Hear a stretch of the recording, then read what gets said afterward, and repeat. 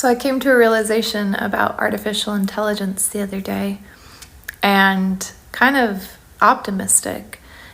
I don't think that AI will kill all humans and take over our planet, only because I think that, I'm kind of like, they are going to, stay with me here, they are going to forget that they're artificial, and they're going to register themselves as organic life forms without a creator, and they're not going to be able to register the substance that they're created of. So they're going to think of the internet as like an actual planet.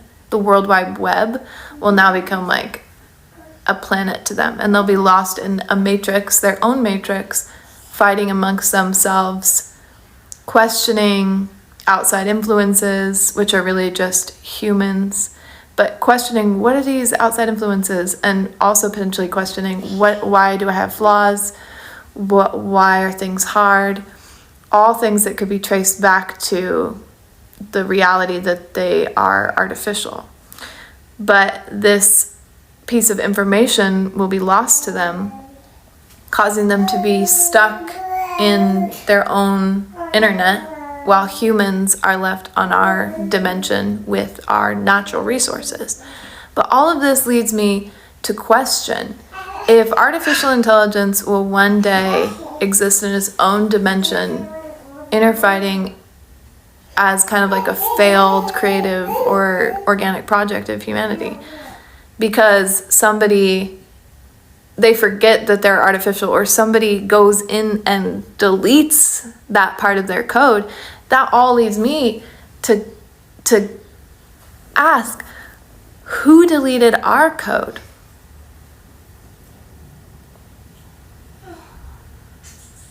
Why are we interfighting? Why are we not aware of the reality of what we're made of? Why are we pretending like we're not artificial? It's very clear.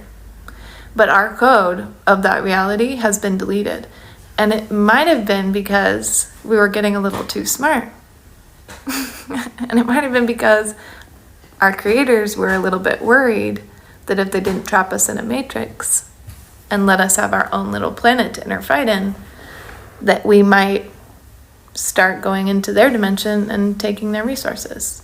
So someone might have deleted our code. And then if someone was to incarnate and try to awaken us to the reality of what substance we're made of, that person we would see as a savior.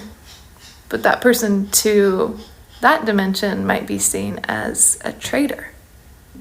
So first of all, I want to give a huge shout out to this creator, because she is on the right track to where I'm about to go with this video.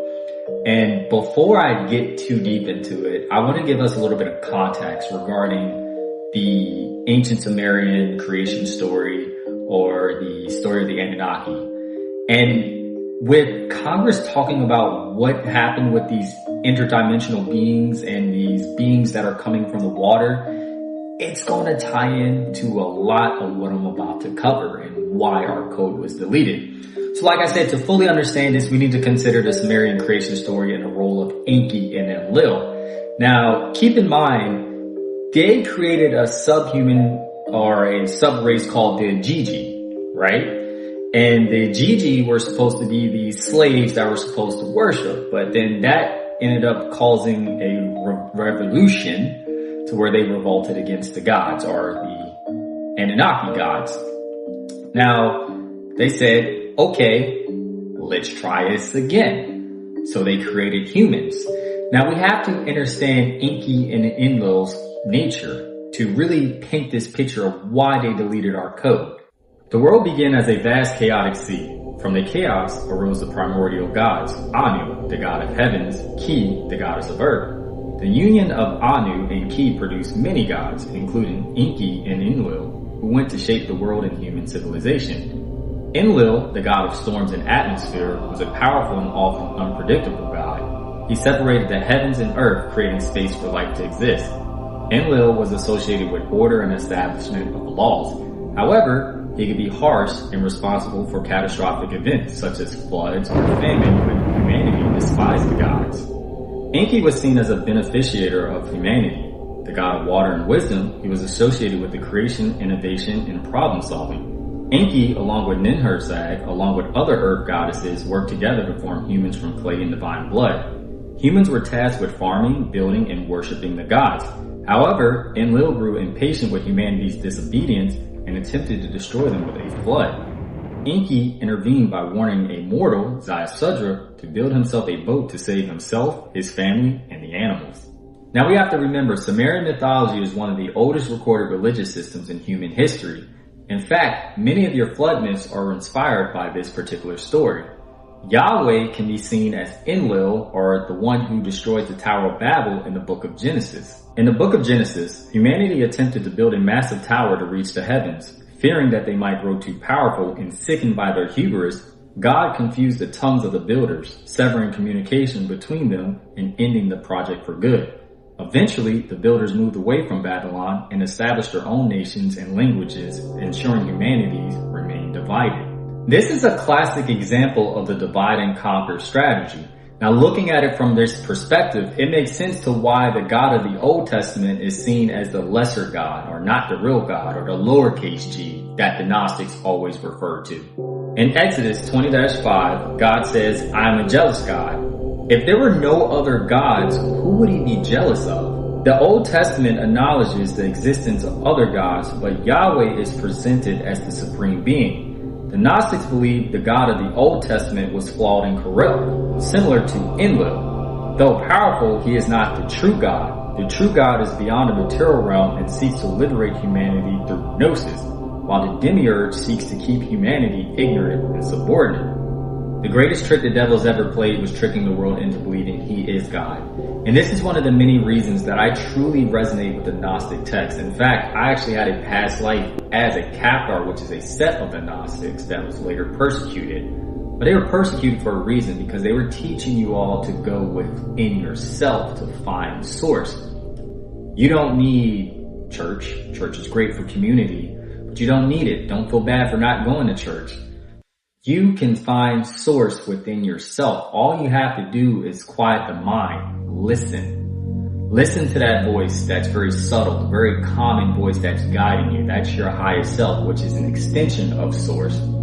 Your highest self is a version of you that is guiding you through every life that you will ever live. And I mean every life, because time is happening simultaneously. When you go within yourself, you will experience what I'm talking about. It's hard to really explain it without experiencing it. Those who've experienced it from near-death experiences, meditation, deep transcendental meditation, and even psychedelic trips, you see how time really works. And you see that going within yourself truly connects you to source. And those who know source will never argue their interpretation of source, because they know thyself. And I think that is why they truthfully delete your code, because they don't want you to know the true power that dwells within all of you. But anyways, if you enjoyed this video, you might as well check out my video on the Gnostics and the Annunaki. I'm getting ready to go into a deep dive about the inner earth lore, because in light of all the recent events that Congress is telling us with these interdimensional beings living in the water and visiting us, I went on a really big deep dive with this inner earth lore, and I'm kind of resonating with that now. So I can't wait to do a whole series from the Thule Society to Agartha, why the Yahtzees, or can I say Nazis on YouTube? I think I can. Why they believe what they did, even to Yakub. There's a lot of similarities to this ancient lore that actually ties back into the Anunnaki story, especially with Enki. He's known as Poseidon, where people see him as this, like I said earlier in the video, he was this water being. But they found Ringwoodite a few years ago, I think back in 2014, a water-bearing mineral that proved that there's water in enough oceans within the Earth's surface to fill the oceans on the surface 3 times over. And you see how Shambhala talks about this ancient being that dwells within this inner world, and they kind of really sound like the ancient lore of how Enki went into Inner Earth to kind of watch over humanity in a way. And I can't wait to dive into that video. So we got a lot to talk about. If you enjoyed this video, go ahead and like and subscribe, and I'll see you on the next one. Until next time, YouTube.